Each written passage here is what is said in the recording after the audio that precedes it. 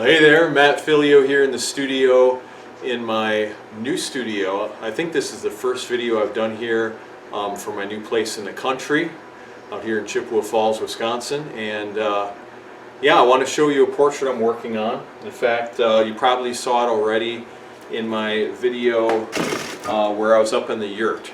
So we came back from the yurt, my brother and I'm back in my studio here, and working on this 11 by 14 portrait of the veteran. And so this is again a sequel to that original portrait I did a couple of years ago, and the veteran is with his wife. His brother is going to give this to him as a gift because he's now retired, and this is going to be for his ceremony. So I have the Capitol in the background here, also the map of Iraq and Iran. He served in the Gulf War, but it's coming along. Today we're going to work on painting some skin tones, refining some of the features within both of these faces. So I invite you to watch over my shoulder here as I'm painting. Grab a cup of coffee and a few paint brushes and some paint, and we'll get to work. If you want to ask a blessing on this session, Father, I ask you to bless me in this painting, help me to finish it well, all the nuances and details, bless all the students in their work, and enable them to paint with excellence, with the talent you've given them. Bless them in their lives and draw them close to you. In Jesus' name, amen. Alright, so I want to work on the woman's face here. You can see, I think in the left here, this Photoshop design. I have it on my Kindle. Set it up here. Let's work primarily on the woman's face. And we're going to take a little bit of raw umber dark. Show you what I'm mixing. Raw umber dark.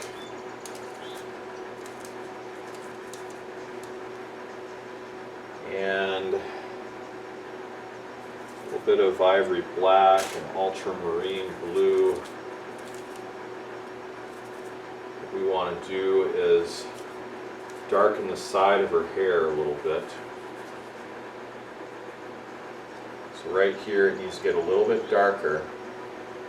Well, we've done some glazes before, and again I'm using the glazing technique. Matte medium is what we use to thin out the paint, make it more translucent, make it kind of semi-transparent, build up those many minute layers, which increases the luminosity, the depth, and the contrast within your painting.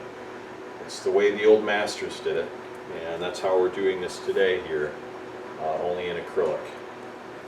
So I have a small round brush and nothing fancy. It's a size 2.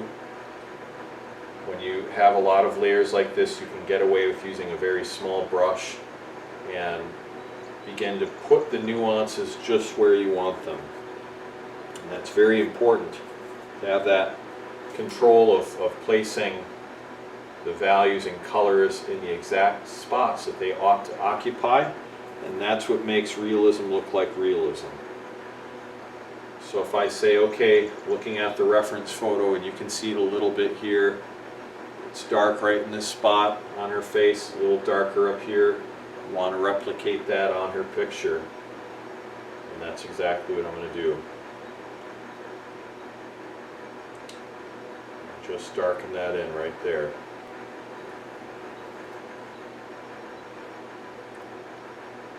Now, I'm going to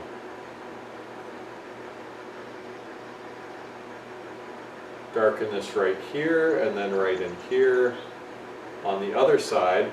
So these would be shadows underneath the hair, the light's being cast on top of the hair. There's a short haircut, so there's going to be some shadows in a few different spots, but not everywhere. So that's important. We just want to put those shadows in the spots where they need to be. Here I'm going to brush over this whole area, and because I'm going over it translucently, again this paint is quite thin. I'll just show you what I'm talking about. Just painting, let's see, something on the side. Can you see this? See how it's covering? You can see the white underneath. It's very translucent. I don't know if you can see it within the video, but because I have many other layers on here, the cumulative effect of those layers gives the paint a lot more richness and depth. Okay, let's thin this glaze out. I'm adding a little bit of matte medium and just a little bit of alizarin crimson. It's that kind of violet red, very deep color. So I recognize that should be just a bit darker and a bit redder up here. There's a little more of that pinkish tone. So we add that glaze just in this spot on the top of her head.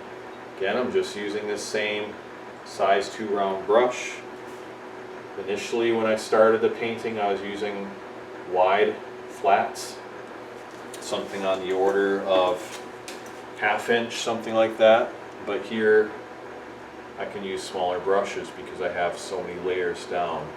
And again, that allows me to get those small areas of contrast.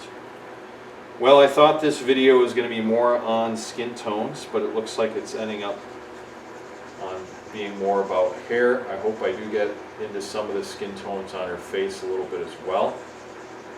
Since I promised that in the beginning, let's let this dry a little bit after I get this done enough, and then we'll do some work on her face. Just want to add a little bit more of a nuance to this, a little more shading.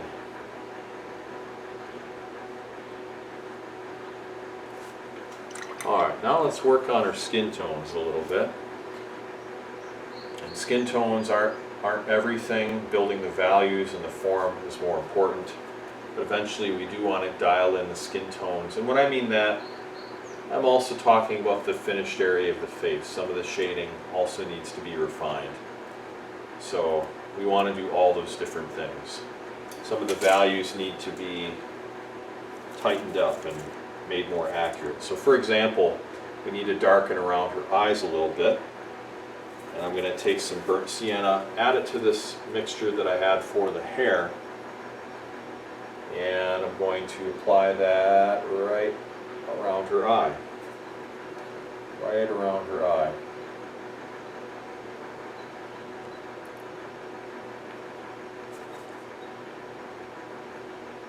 Okay.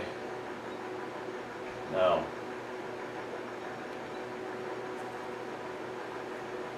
I'm going to darken this just a bit.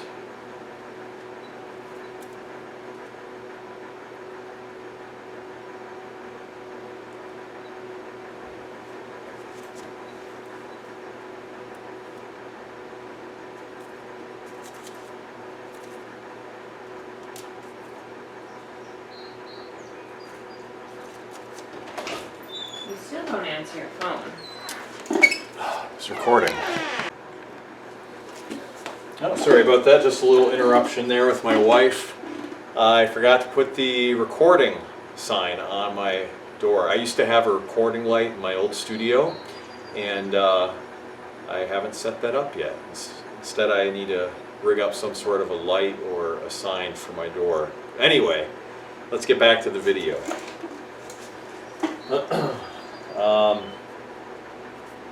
So, I'm going to darken the area around her eye a little bit, and let's darken this area up here above her eye there.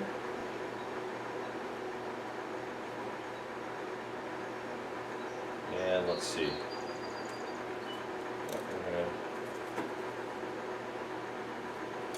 I want to darken her eyebrows a little bit. We're doing a lot of darkening now. Let's take some raw umber dark, a little bit of raw sienna, a little burnt sienna, and let's add that just in a spot right on her eyebrow. Not over the whole thing, but just over a portion of it. And that's how we suggest that the eyebrows, that there's thickness to the hair. I can't paint every hair on these eyebrows, especially with an 11 by 14 with 2 people in it and other objects in the background. So instead I have to suggest the hairs on her eyebrows by having some areas a little darker than others. Alright, so we darken just that point in the middle, that's it. Just that point in the middle.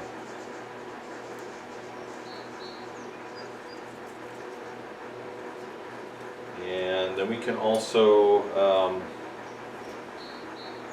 thicken up this area on the edge. That's too dark, so we're going to thin it out with matte medium. Instead of adding white, we're just adding matte medium to make it more transparent. And that will also then make it lighter on the canvas. But it does give you the ability to do some blending.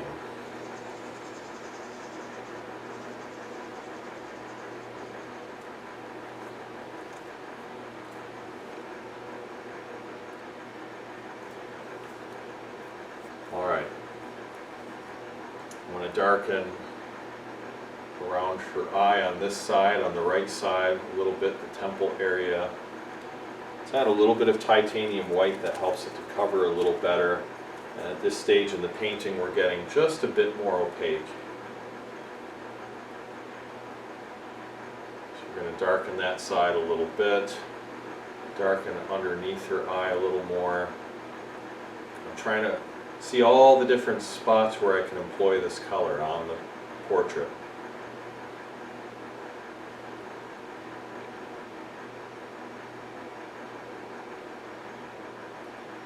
And then her chin, we want to darken that just a little bit.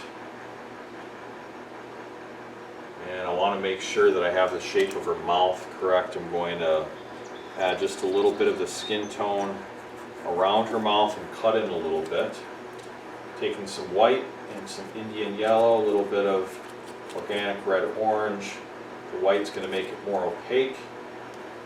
And we're going to, oh, it's got to get a little lighter. I tested it and I noticed it was too dark, so I add a little bit of white.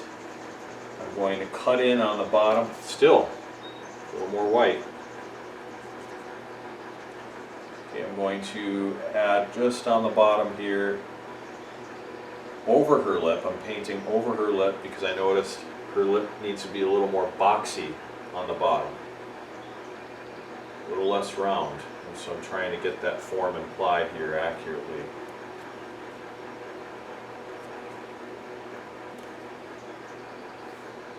Alright, and then